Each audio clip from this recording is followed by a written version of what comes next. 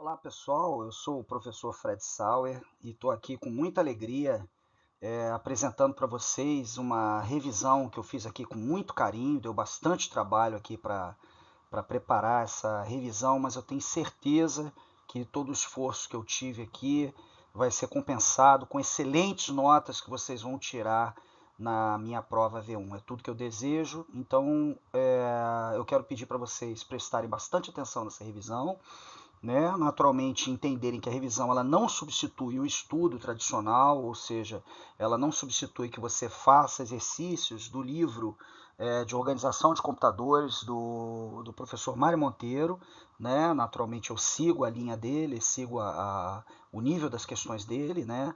Então, naturalmente, é importante que a gente use a referência bibliográfica que é a melhor, sem sombra de dúvida, do Brasil, quiçá do mundo, né, que é o livro do nosso querido professor Mário Monteiro, ok? Então a nossa revisão, ela naturalmente é baseada no plano de estudos da disciplina. E o plano de estudos da disciplina para a prova AV1, né, o conteúdo, digamos, o conteúdo programático do plano de estudos para a prova AV1, ele deve ser cobrado pelos professores, é exatamente o que está aí nesse slide, né? Sistemas de numeração posicionais, bases e conversão entre bases. Então, eu fiz aqui vários exercícios, né, usando as técnicas, usando as melhores e mais práticas estratégias para você poder fazer essas conversões entre bases e, naturalmente, no próximo tópico, a aritmética computacional. Somas, subtrações, multiplicações, divisões, né, usando números que não estão na base 10, né, números que estão na base 2, na base 8, né, e na base 16. São basicamente as três bases utilizadas pelos computadores, é o que a gente vai exercitar.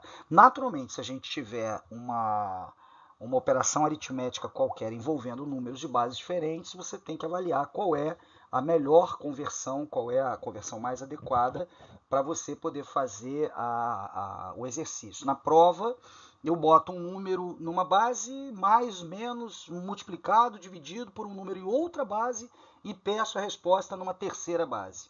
Ah, professor, dá muito trabalho. Mas essa é a nossa vida. Você escolheu a profissão, né, que é uma profissão extremamente de futuro, né, com salários bons para quem é competente, mas é lógico que tem algum esforço que a gente precisa fazer ali, senão não valeria, né, toda a remuneração que a gente encontra. Tá certo? Bom, depois a gente vai falar dos componentes e funções dos sistemas computacionais, né? Falamos sobre subsistemas de memória, subsistemas de entrada e saída, enfim, os sistemas orgânicos que compõem um sistema computacional. Depois nós falamos, aí começamos a especificar, né? Quer dizer, dos componentes das funções computacionais, nós temos os barramentos que interligam os subsistemas, né? Então vamos ver quais são os tipos, as definições dos principais. É claro, isso aqui é um resumo, é uma revisão para a prova, então eu vou objetivamente tocar apenas naquilo que a gente está preferencialmente cobrando, né, nas questões. Depois vamos falar sobre subsistemas de entrada e saída, né? Existem alguns detalhes relevantes, eu ressaltei bastante na aula, e quem não pôde estar na aula, não lembra, vai agora ter oportunidade nessa revisão de poder, mais uma vez, né, direcionar as suas atenções para o que é mais importante dentro de cada tópico. E por último, né, o conceito de localidade de memória, né, por que ele existe, como ele é utilizado e como a gente vai cobrar também isso em questões. Bom, então primeiro vamos falar de sistemas de numeração posicionais. Esse nome posicional ele é utilizado por quê? Porque cada numeral, cada algarismo que nós utilizamos do sistema arábico, né, que é o sistema que usa números de 0 a 9 apenas, né, o valor de um número depende da sua posição dentro daquele número, né, do numeral completo. E, naturalmente, de acordo com a base, eu vou ter componentes diferentes para cada um desses sistemas de numeração, certo? Então é daí que vem o conceito de base. Quando a gente, por exemplo, está falando num sistema que é base 5, isso significa que o sistema tem apenas 5 algarismos, sempre começa do zero. Então, se eu tenho um sistema base 7, o maior número é o 6. Se eu tenho um sistema base 11, o maior número é 10, né? Seria de 0 a 10. Enfim, quer dizer, na verdade o 10 seria uma letra, né? Nesse caso, é o que o sistema, por exemplo, hexadecimal utiliza. Qualquer coisa acima de base 10, né, vai ter que começar a usar letras para representar números superiores a 9, tá certo? Então o 10 não seria o maior, desculpa, eu até falei errado. Seria o A, no caso, no sistema base 11, ok? Então, por exemplo, no sistema base 5, né, que eu estou mostrando aí no slide, que usa apenas os números 0, 1, 2, 3 e 4, o que acontece? Logo depois do 4, veria 1, 0. Por quê? Isso corresponde a uma base mais 0 algarismos. A base não é 5, o próximo número depois de 4 não é 5, não são 5 unidades, e aí vai sucessivamente a conta, 11, 12, 13, 14, e aí quando chega no 14, que é o maior numeral, o que acontece? Eu passo mais uma vez a ter duas bases e 0 algarismos, né, e 0 unidades, que seria o número 20, aqui dentro do meu sistema de base 5. Tá ok? Então é importante, né, saber interpretar, saber o significado dessa questão posicional aí para a gente poder resolver questões bem básicas, né, que nos questionam sobre os sistemas, tá certo? Bom, vamos falar agora de conversão entre bases. Existem algumas técnicas, né, e existe uma forma acadêmica, né, que normalmente é apresentada, inclusive eu usei em sala de aula, eu apresentei para vocês, as técnicas acadêmicas, né, só que existem naturalmente atalhos, existem outras técnicas, né, eu vou agora mostrar para vocês uma forma um pouco mais simples, um pouco mais básica de fazer algumas conversões. Por exemplo, né, entre as bases 2 e 10, a gente já falou sobre isso, né? Existe uma técnica de você pegar o número, dividir pela base que você quer converter, o número decimal, e pegar todos os restos. A chance de você errar numa conversão dessa é muito grande. E mais, as conversões entre base 2 e 10 são as mais feitas por um profissional de tecnologia da informação. Eu, por exemplo, sou um profissional de redes, então eu estou o tempo todo fazendo conversões de máscaras, de endereços IP, para poder calcular informações importantes, por exemplo, como se um determinado IP pertence a uma determinada rede, né? Então a operação tem que ser feita em binário, e esses números eles são expressos em decimal. Então qual é a técnica que eu uso para isso? Muito simples, eu crio aqui uma tabelinha, aonde eu tenho sucessivamente números correspondentes às potências de 2. Então o primeiro lá é 2 elevado a 0, que é 1, o segundo é 2 elevado a 1, que é 2, o terceiro é 2 elevado a 2, que é 4, o quarto é 2 elevado a 3, que é 8, e assim sucessivamente. Então essa tabela ela pode crescer, 128, 512, 1024, 2048, 4096, enfim, ela pode crescer à esquerda à vontade. Mas aí eu faço essa tabelinha e aí o que eu faço? Por exemplo, quando eu tenho uma conversão de um número como 147, o número decimal, o que eu faço? Eu vou da esquerda para a direita vendo quais são as células dessa tabela que tem que estar preenchidas. Por exemplo, 147 é maior do que 128. Então 128 entra na composição de 147. Então o que eu vou fazer? Eu vou botar o número 1 lá dentro da minha tabelinha. Tá certo? Aí vamos lá, o que eu faço? Eu subtraio 147 de 128, encontro 19. Então agora o preenchimento das demais células é trivial. O que é 19? É 16 mais 3, né? 16 mais 2 mais 1.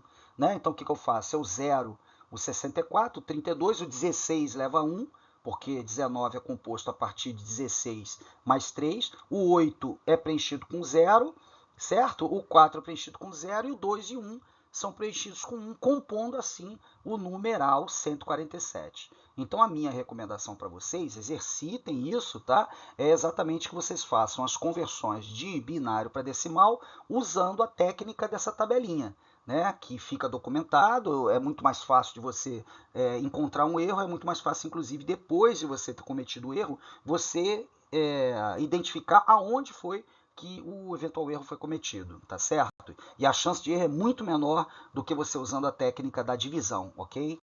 Bom, a divisão ou da multiplicação pela potência, como eu vou mostrar para vocês aqui também, tá certo? Bom, a conversão entre bases feita entre a base 10 e qualquer outra base, inclusive a base 2, como eu falei no slide anterior, é feito através do processo da divisão. O processo acadêmico é esse. Então a única recomendação que eu fiz é, se as conversões forem feitas da base 2 para a base 10, da base 2 para a base 10, usem a tabelinha, né, com 1, 2, 4, 8, 16, 32, 64, 128, 256, 512 e tal, para fazer a conversão.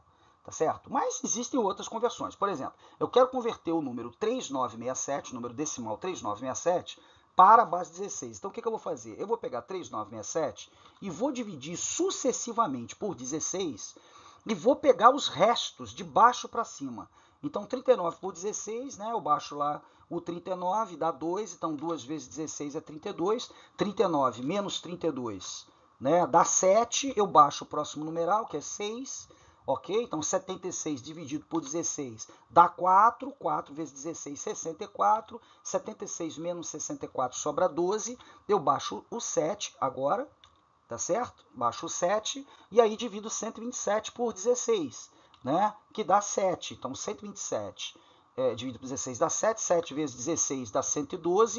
O resto, então, é 15. Ok? Acontece que 15 em hexadecimal é uma letra, né, que é exatamente a letra F, a última letra. Então, eu vou continuar fazendo essas divisões sucessivas para poder pegar os restos, mas lembrando que o último número não será 15, e sim F, que é um componente do sistema base 16. Tá, ok? O maior número, inclusive, do sistema base 16, que é representado por uma letra que é a F. Então, eu vou continuar agora. Tem 247, vou dividir novamente por 16. Então, vou aqui baixar o 24, né? Dá uma vez 16. 16 para 24, sobra 8. Então, eu baixo agora o 7, ok? Dá 5. 5 vezes 16 dá 80. 87 menos 80 é 7. Esse é o próximo número. É sempre de baixo para cima, ok, pessoal? De trás para frente. Né? Então, agora eu tenho 15, vou mais uma vez dividir por 16, que dá o quê? Dá 0. 0 vezes 16, 0. Para 15, 15, ok? E mais uma vez tenho a letra F, né? Correspondente a 15, montando então, como eu já falei, né, os restos de baixo para cima, né, da direita para a esquerda, nós temos 15, 7, 15, que é F7F. Ok? Esse é o nosso, então, a resposta dessa nossa conversão. Então, por favor, procure exercitar, pegue outros números para converter, né, lá no livro do professor Mário Monteiro, ou então existem várias calculadoras na internet, né, de conversão, para vocês checarem se as conversões que vocês fizeram estão corretas. Vamos pegar agora um outro exemplo. Eu tenho agora conversões necessárias entre as bases 2, 8 e 16. Então, o que eu vou fazer? Eu vou pegar e vou desenhar na prova, o tempo é suficiente, as tabelinhas, né? Por exemplo, os números em binário correspondentes aos hexadecimais, eles são representados em 4 bits. Lembrando sempre que o 0 à esquerda não tem significado, não é significativo. Tá? Então, a primeira tabela, a tabelinha hexa, como vocês estão vendo aqui, a terceira linha, né? Perdão, a terceira coluna dessa tabela, ela vai de 0 a F. Né? Então, a partir de 10 eu começo a usar as letras, né? Letra A, B, C, D, E, F. Então, com isso, de 0 a F, eu tenho 16 símbolos, daí o sistema ser chamado de hexadecimal. Né? Em binário, eu vou seguindo sequencialmente de 0, 0, 0, 0 até 1, 1, 1, 1 lá embaixo, certo? Fazendo uma correspondência entre eles, ok? E em octal, tá ok? Também pode ser traduzido para 3 bits, seria uma dificuldade, tá certo? Mas apenas para representar em octal os elementos componentes vão de 0 a 7. Vão de 0 a 7. Então, seria usando apenas 3 bits, de 000 até 111. Ok? Então, nós vamos usar as tabelinhas de conversão aí para poder fazer qualquer tipo de conversão. É muito simples, não tem nenhuma dificuldade. Entre qualquer base e a base 10, o que eu faço? Eu pego o número na base dele, por exemplo, 4 a 9, ele está na base 16. Então, o que eu vou fazer? Eu vou multiplicar sequencialmente cada número desse algarismo na base 16, tá certo? Por 16 elevado à sua posição. Lembrando que a primeira posição à esquerda, à direita do número, é a posição 0. Então, 4 a 9 em decimal vai ser 4 vezes 16 elevado a 2, mais o valor de A, que é 10, vezes 16 elevado a 1, mais 9 vezes 16 elevado a 0, que é 1, certo? Então, de acordo com a suposição. Então, está aqui 4 vezes 16 a 2. Por que 16 a 2? Né? Porque 16 elevado à posição dele. A posição começa de 0 à direita. Então, 0, 1, 2. A posição do 4 é a segunda posição, começando do 0, da direita para a esquerda. né? Então 4 vezes 16 a 2, 10, que é correspondente ao A em hexadecimal, vezes 16 a 1 e 9 vezes 16 a 0. Certo? Então, fazendo aqui essa conta, né? Nós vamos 4 vezes 56 mais 109, 160 vezes 60 mais 9, né? Que é o último número. Então, isso vai dar 1193. É a conversão de 4 a 9 em hexadecimal para decimal. Tá legal? Bom, vamos fazer agora um outro número binário para decimal. O mesmo procedimento, só agora, né? Eu tenho ao todo 5 números. Como começa 0, então o último número vai ser o quê? A base é 2 elevado a 4, não é isso?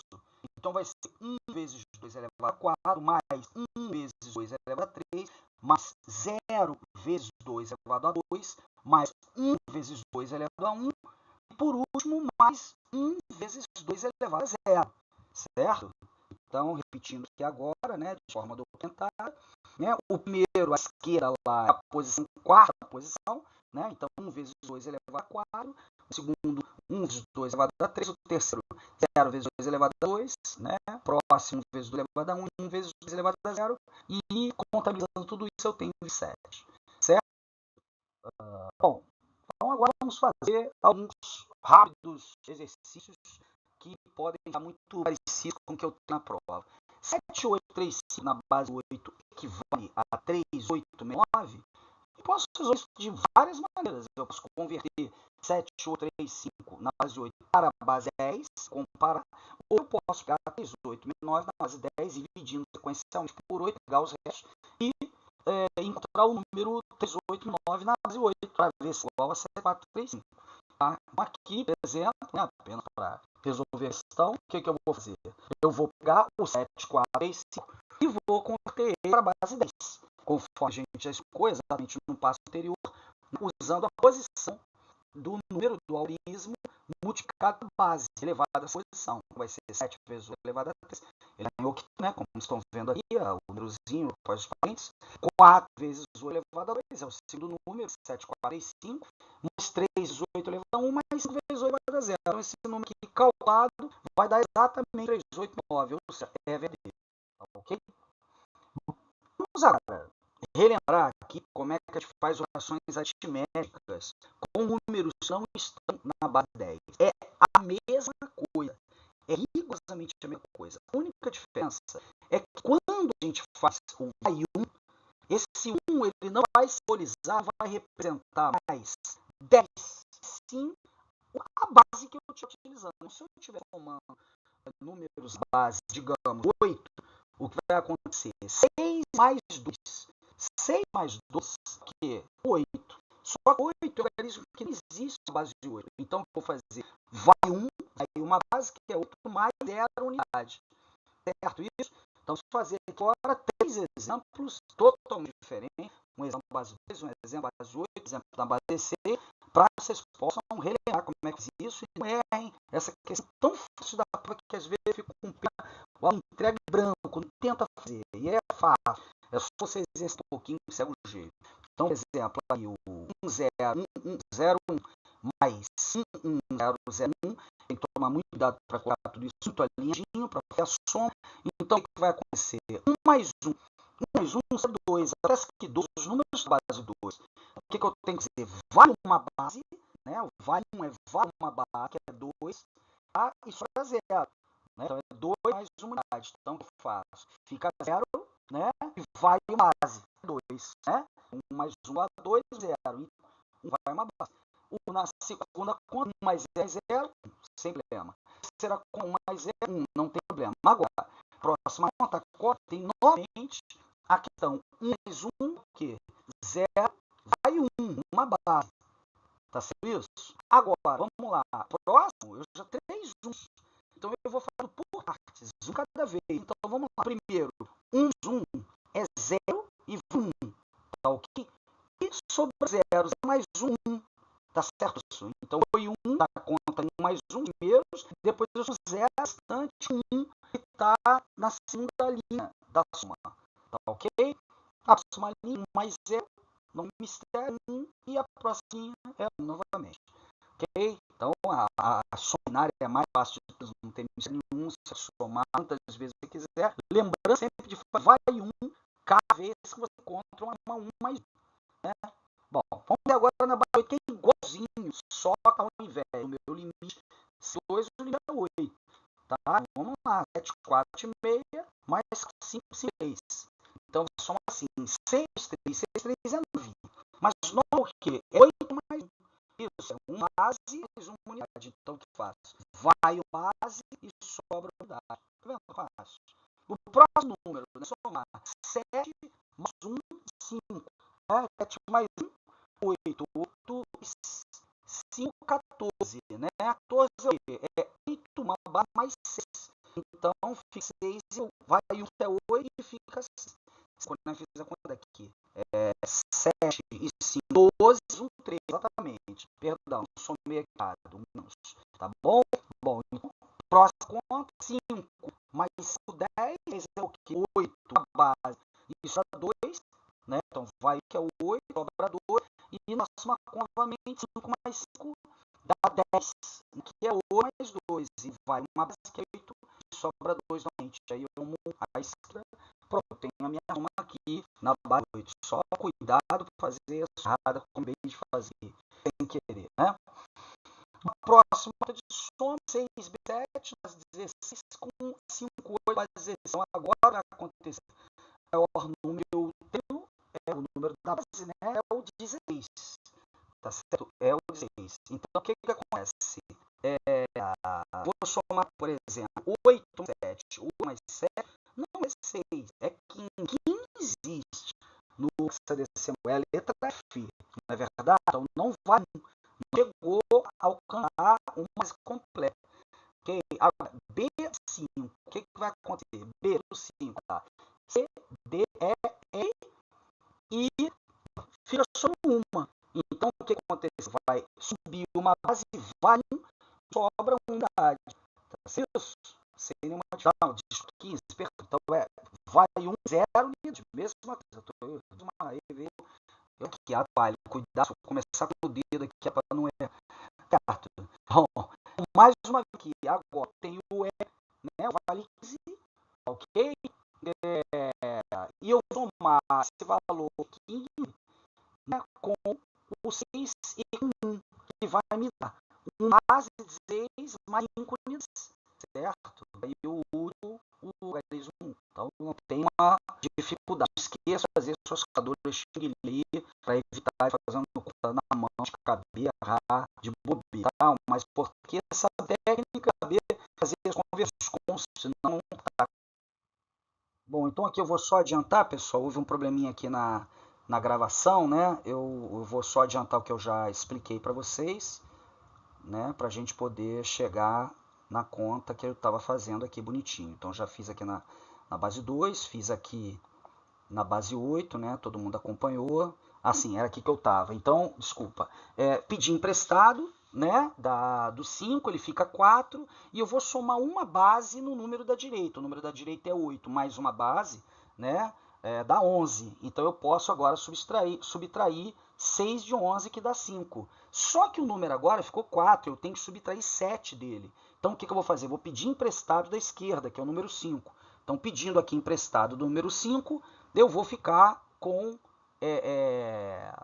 mais 8, né? À direita, sobraram 4, né? 8 e 4, 12. Então eu vou subtrair agora 7 de 12. Tá certo isso? E ficou 4 lá na esquerda. Então dá 5 novamente. Tá? E aqui mais uma vez agora eu tenho 4, vou pedir emprestado agora para o 6. O 6 vai ficar 5 e o 4 vai ficar somado com 8 novamente. Certo? Então vou somar mais 8 ao 4. Novamente 12, novamente 7 e novamente 5. Né? E aí o último número agora é 5, menos 4 dá 1. Não tem nenhuma dificuldade. Tá bom? Vamos agora para a conta em hexadecimal. Eu tenho os números EB7, 658 em hexadecimal subtraídos. Né? Então, 7, não posso subtrair 8 de 7. Então, o que eu faço? Eu peço emprestado aqui do B, né? O B vai passar a ser A, né? Desculpa, o A aqui nas transações, né? Transições, eu deixei comer mosca aqui, ele ficou aparecendo, mas o B, tirando uma base dele, vira A, e eu somo 16 unidades ao número 7. que é o tamanho da minha base. Tá certo isso? Então agora eu posso subtrair 8 de 16, que dá naturalmente 8, né? Tem aqui as continhas, né, que a gente fez para entender, tá certo? E aí o somatório, então, desses números todos, ele vai me contabilizar como 15 aqui, né? A conta que eu estou fazendo, desculpe, ó. 16 mais 7 dá 23, 23 menos 8 dá 15, e 15 é a letra F em hexadecimal, por isso que está o Fzinho lá embaixo. Tá bom, pessoal? E agora eu vou fazer a próxima conta, que é A menos 5. A é o 10, né? Menos 5, 5. Então, não tem mistério. O E, né? Que é 14, tá certo? Menos 6, ok? Também uma conta imediata, 8. Tá bom, pessoal? Então, não tem mistério, é muito fácil de fazer. Multiplicações. Multiplicação é sequência de somas, tá? Então, não tem grandes mistérios, não. Eu tenho aqui, por exemplo, o número 1, 0, 1, 1, 0, 1, né? Vezes 1, 1.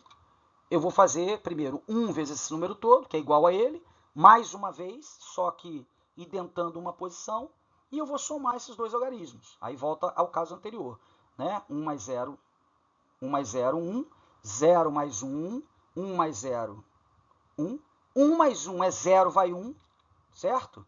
0 vai 1, e agora são três números 1, então o que vai acontecer? Primeiro eu vou ter 1 mais 1, 0, vai 1, né? E 0 mais 1, 1, ok? Próximo passo, 1 mais 1, 0, vai 1. Próximo passo, 1 mais 1 é 0, vai 1.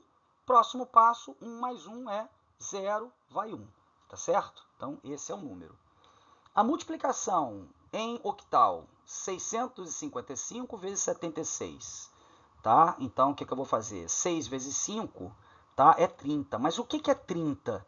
Né? 30 é 3 vezes 8, 24, ou seja, 3 bases mais 6 unidades. Então, 6 vezes 5 eu vou colocar como? Eu vou colocar 3 bases mais 6 unidades. Tá certo? Próxima conta, 6 vezes 5, 30 novamente. Mais 3, 33. E o que é 33? São 4 bases, 4 vezes 8, 32, mais uma unidade. Tá? Então, vai lá, 4 bases mais uma unidade. Não tem mistério. 6 vezes 6, 36, 36, mais 4, 40. E o que é 40? 5 bases, 8 vezes 5, 40, mais 0 unidades. Então eu boto o 0 aqui e o 5 à esquerda. Tá certo? É isso? 5, 0, 1, 6. Agora eu vou multiplicar 655 por 7. Tá? Então, mesmo raciocínio. 7 vezes 5, 35, que dá 4 bases mais 3 unidades. Então, está aqui a 4 bases mais 3 unidades. Próximo número novamente, 7 vezes 5, 35, mais 4, né, que dá 39. 39 são 4 bases mais 7 unidades. Então, 4 bases mais 7 unidades. Tá vendo? Não tem mistério. Tá certo? 6 vezes 7, 52 mais 4, né? Aí eu tenho aqui 42 mais 4, perdão. Né? Aí dá 46, 46 são 5 bases mais 6 unidades. Não tem mistério, tá? O quinto, o 5, né, que foi a base 5, estava à esquerda, ele vai ser então colocado à esquerda, eu vou fazer a soma mais uma vez. Tá aqui o 6, 3 mais 1, 4, não tem mistério, 0 mais 7, 7. 6 mais 5 eu estou fazendo em octal, 6 mais 5 é 11, né? Mais 11 é o quê? É 8 mais 3, né? Então 3 mais uma base. 5 mais 1, 6, tá bom? Não tem mistério. Próxima multiplicação em hexadecimal, por exemplo aqui é B7 vezes 8, tá? Mesmo raciocínio da anterior, 7 vezes 8 é 56, que são 3 bases 16, dando 48, mais 8 unidades. Então, vai 3 mais 8 unidades, né? Aí, 8 vezes B, B é 11, né? Dá o quê? Dá 88, mais 3, né? Esse é o raciocínio, 91. 91 é o quê? 5 bases mais 11 unidades. Tá? Então, tá lá 5 bases mais 11 unidades, e 11 é correspondente a B em hexadecimal. Tá certo isso? Beleza. Então, agora, 8E, né? O E é correspondente a 14, né? No nosso sistema, né? Mais 5 dá 112, né? Mais 5 dá 117, que dá 7 bases mais 5 unidades. Então, 7 bases mais 5 unidades. Então, a multiplicação é muito simples também, tá? E o 7 desce, tá certo? A divisão. Divisão parece uma coisa do outro mundo, mas também não tem mistério nenhum, não.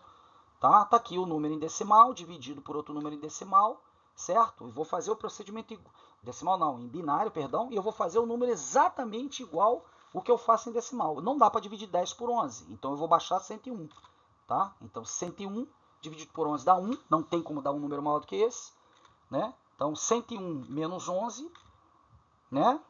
Vai dar 0, tá? Baixa o próximo número, que é 1.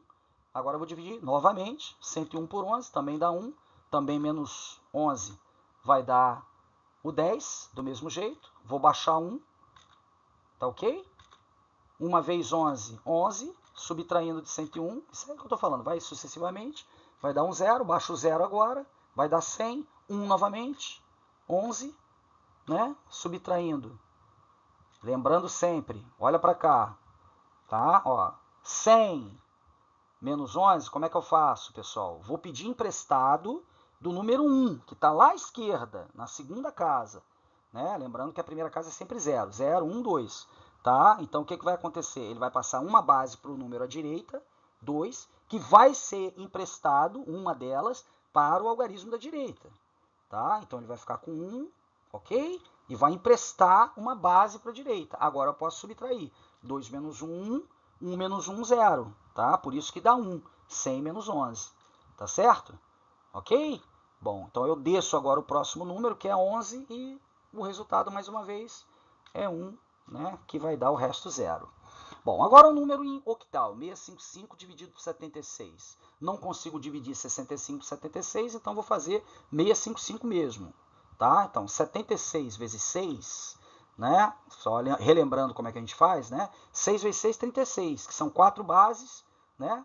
32 mais 4 unidades, ok?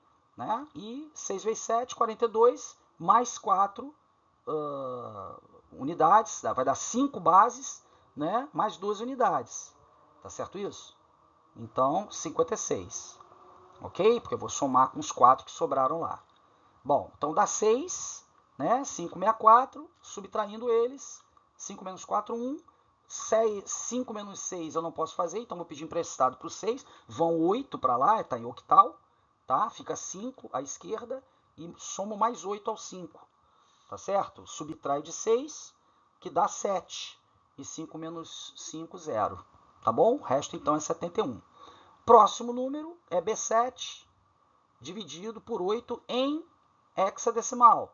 Tá? Então, vou dividir primeiro E por 8, certo? Dá 1, 1 vezes 8, 8. Para E, né? Sobram 6. Né? 8, 6, 14. 14 é o número correspondente à letra E. Tá certo? Vou baixar então B, o próximo. 6B dividido por 8.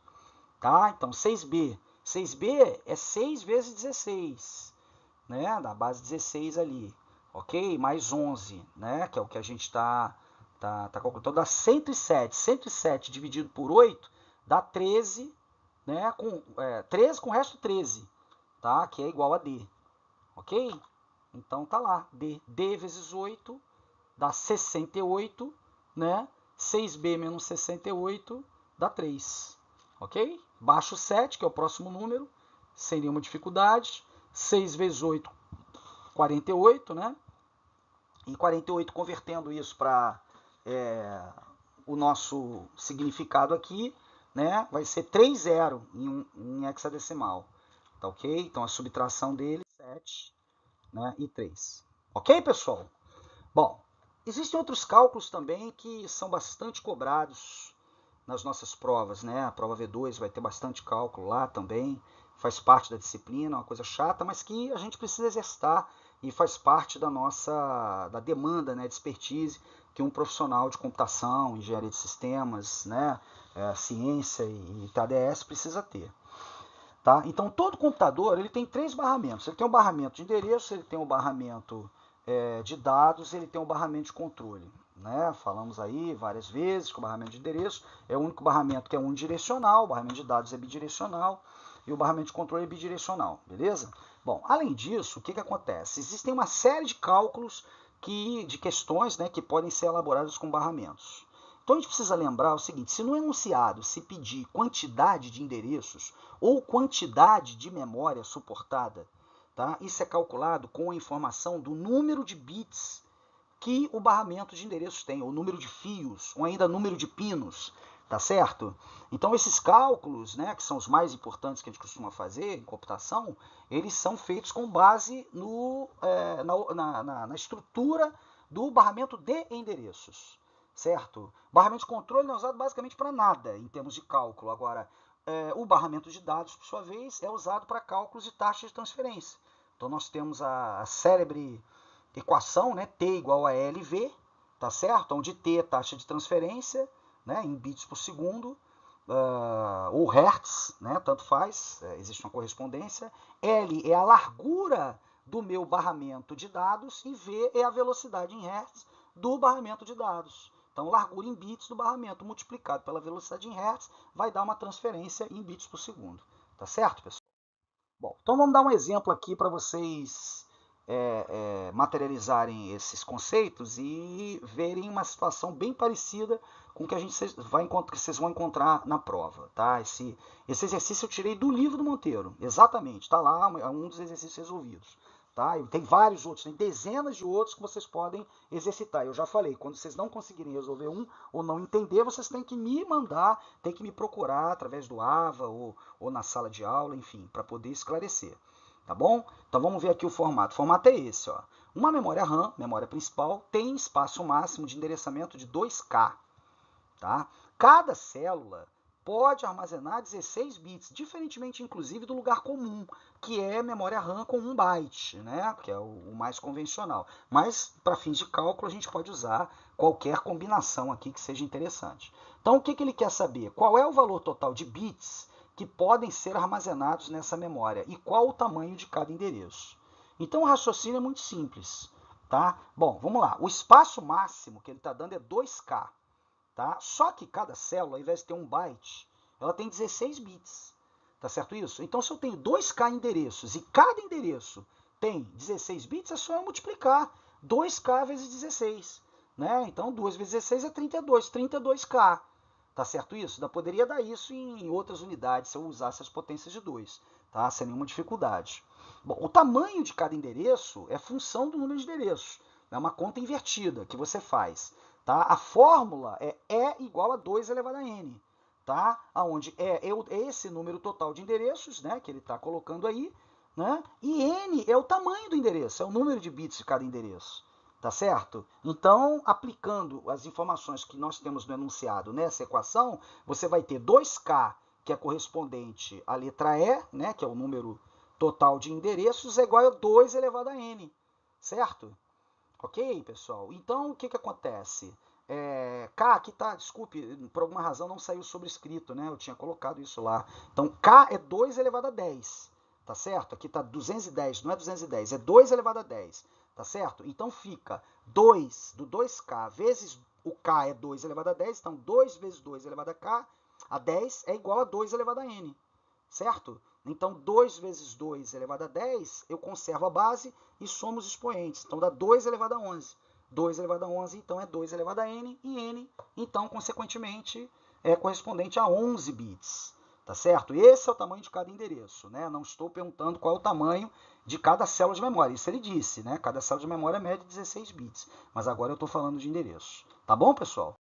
Bom, agora, é aquele negócio, né, pessoal? Eu fiz aqui, lógico, uma ênfase maior na parte que eu senti que vocês tiveram mais dificuldades e vocês foram muito bem nas discussões, responderam minhas perguntas, participaram do Kahoot e foram muito bem nos outros assuntos. Então eu vou apenas dar umas dicas, tá? Muito quentes, baseadas na prova que está aqui na minha mão, tá certo? Além disso daí que a gente já exercitou nesses aproximadamente 40 minutos aqui que a gente está discutindo, eu preciso que vocês também estudem, né, unidades de medidas e conversões entre elas. Né? Por exemplo, K é 2 elevado a 10. Se eu estiver falando em bytes, é 2 elevado a 10. Né?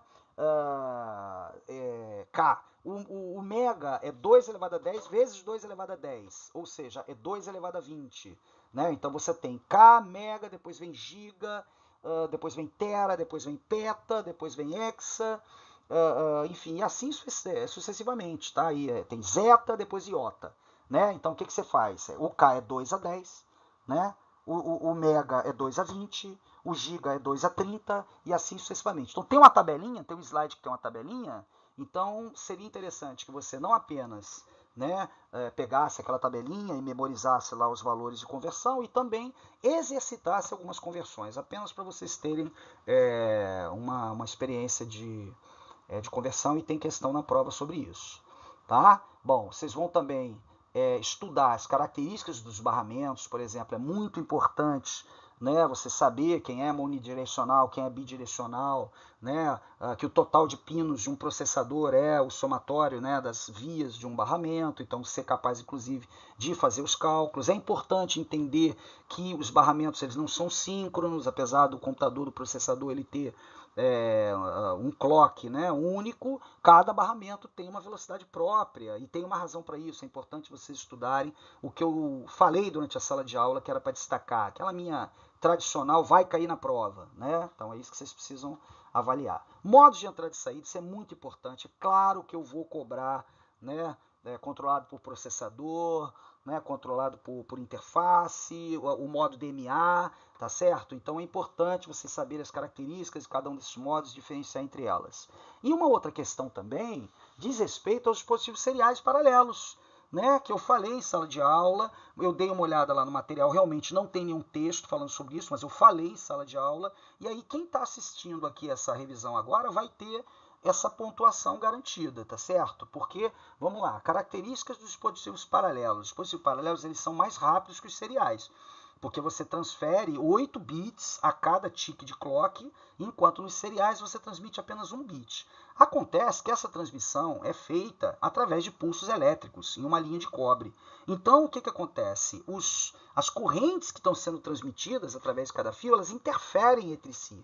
Então, os barramentos paralelos, eles têm um alcance, uma distância menor de alcance do que os seriais, por causa exatamente da mútua interferência provocada pelos fios, tá certo? Então os seriais, naturalmente, eles alcançam distâncias muito mais longas, né? Hoje eles são bem rápidos, existem interfaces seriais muito mais rápidas do que as paralelas, tá certo?